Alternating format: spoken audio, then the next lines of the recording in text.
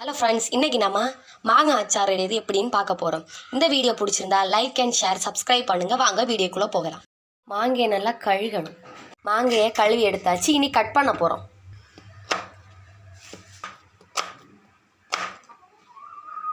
மாங்காய் கட் பண்ணியாச்சு. மிளகை கழுவி அரியணும். சின்ன சின்னதாக அரிஞ்சு போடணும். கட் பண்ணியாச்சு. வாங்க ஊறுகாயோட போகலாம். கடாய் வச்சு எண்ணெய் ஊற்றணும். கடுகு போடணும். கடுகு பொட்டி வந்ததும் கருவேப்பிலை போடணும்.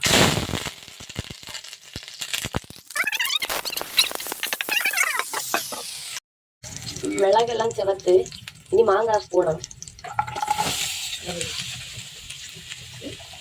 மாங்காய் போட்டு மிளகாய் பொடி போடணும்.